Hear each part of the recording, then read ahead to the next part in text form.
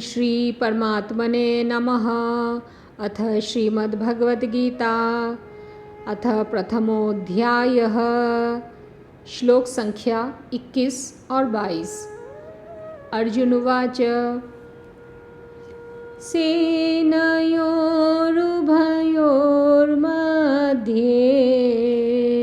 रथं स्थापयामेच्युत यावदेता निरीक्षेऽहं योद्धुकामानवस्थितान् कैर्मया सह योद्धव्यमस्मिन्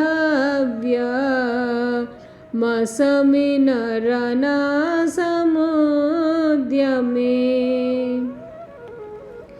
अर्जुन बोले, हे अच्युत, दोनों सेनाओं के मध्य में मेरे रथ को आप तब तक खड़ा कीजिए जब तक मैं युद्ध क्षेत्र में खड़े हुए इन युद्ध की इच्छा वालों को देख न लूं कि इस युद्ध रूप उद्योग में मुझे किन किन के साथ युद्ध करना योग्य है। व्याख्या। अच्युत सेनयोरुभयोर्मध्ये रथम स्थापय।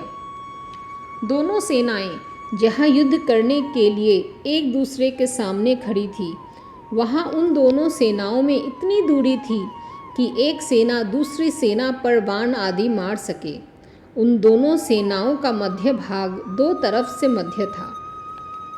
पहला, सेनाएं जितनी चौड़ी खड़ी थी उस चौड़ाई का मध्य भाग, और दूसरा, दोनों सेनाओं का मध्य भाग जहाँ कौरव सेना जितनी दूरी पर खड़ी थी उतनी ही दूरी पर पांडव सेना खड़ी थी। ऐसे मध्य भाग में रथ खड़ा करने के लिए अर्जुन भगवान से कहते हैं, जिससे दोनों सेनाओं को आसानी से देखा जा सके। सेनयोरुभयोर मध्ये पद गीता में 3 बार आया है, यहाँ 1 की 21 में। इसी अध्याय के 24वें श्लोक में और दूसरे अध्याय के 10वें श्लोक में 3 बार आने का तात्पर्य है कि पहले अर्जुन शूरवीरता के साथ अपने रथ को दोनों सेनाओं के बीच में खड़ा करने की आज्ञा देते हैं, पहले अध्याय का 21वां श्लोक। फिर भगवान दोनों सेनाओं के बीच में रथ को खड़ा करके कुरुवंशियों को देखने के लिए कहते हैं, पहले अध्याय का 24वां श्लोक। और अंत में दोनों सेनाओं के बीच में ही विषादमग्न अर्जुन को गीता का उपदेश देते हुए दूसरे अध्याय का 10वां श्लोक। इस प्रकार पहले अर्जुन में शूरवीरता थी, बीच में कुटुंबियों को देखने से मोह के कारण युद्ध से उपरति हो गई, और अंत में उनको भगवान से गीता का महान उपदेश प्राप्त हुआ, जिससे उनका मोह दूर हो गया। इससे यह भाव निकलता है कि मनुष्य जहाँ कहीं और जिस किसी परिस्थिति में स्थित है, वहीं रहकर वह प्राप्त परिस्थिति का सदुपयोग करके निष्काम हो सकता है, और वही उसको परमात्मा की प्राप्ति हो सकती है। कारण कि परमात्मा संपूर्ण परिस्थितियों में सदा एक रूप से रहते हैं।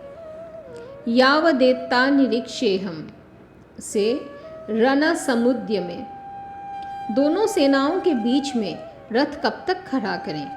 इस पर अर्जुन कहते हैं कि युद्ध की इच्छा को लेकर कौरव सेना में आए हुए सेना सहित जितने भी राजा लोग खड़े हैं, उन सबको जब तक मैं देख न लूं, तब तक आप रथ को वहीं खड़ा रखिए। इस युद्ध के उद्योग में मुझे किन किन के साथ युद्ध करना है, उनमें कौन मेरे समान बल वाले हैं, कौन मेरे से कम बल वाले हैं, और कौन मेरे से अधिक बल वाले हैं, उन सबको मैं जरा देख लूं। यहाँ योद्धुकामान पद से अर्जुन कह रहे हैं कि हमने तो संधि की बात ही सोची थी, पर उन्होंने संधि की बात स्वीकार नहीं की, क्योंकि उनके मन में युद्ध करने की ज़्यादा इच्छा है। अतः उनको मैं देखूं कि कितने बल को लेकर वे युद्ध करने की इच्छा रखते हैं। श्लोक संख्या 23। योत्समानान् वेक्षेऽहं य एतेऽत्र समागता धार्तराष्ट्रस्य दुर्बुद्धेर्युद्धे प्रिय चिकीर्षवः। दुष्ट बुद्धि दुर्योधन का युद्ध में प्रिय करने की इच्छा वाले जो ये राजा लोग इस सेना में आए हुए हैं, युद्ध करने को उतावले हुए, इन सबको मैं देख लूं। व्याख्या। धार्तराष्ट्रस्य दुर्बुद्धे युद्धे प्रिय चिकीर्षवः। यहाँ दुर्योधन को दुष्ट बुद्धि कहकर अर्जुन यह बताना चाहते हैं कि इस दुर्योधन ने हमारा नाश करने के लिए आज तक कई तरह के षड्यंत्र रचे हैं, हमें अपमानित करने के लिए कई तरह के उद्योग किए हैं। नियम के अनुसार और न्यायपूर्वक हम आधे राज्य के अधिकारी हैं, पर उसको भी यह हड़पना चाहता है, देना नहीं चाहता। ऐसी तो इसकी दुष्ट बुद्धि है और यहाँ आए हुए राजा लोग युद्ध में इसका प्रिय करना चाहते हैं। वास्तव में तो मित्रों का यह कर्तव्य होता है कि वे ऐसा काम करें, ऐसी बात बताएं जिससे अपने मित्र का लोक परलोक में हित हो।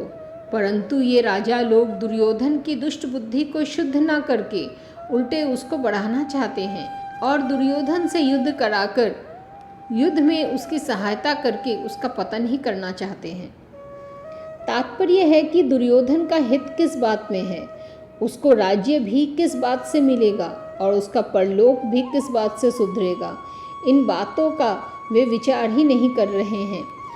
अगर ये राजा लोग उसको यह सलाह देते हैं कि भाई कम से कम आधा राज्य तुम रखो और पांडवों का आधा राज्य पांडवों को दे दो, तो इससे दुर्योधन का आधा राज्य भी रहता और उसका परलोक भी सुधरता। योत्समानान वेक्षेहम य एतेत्र समागता।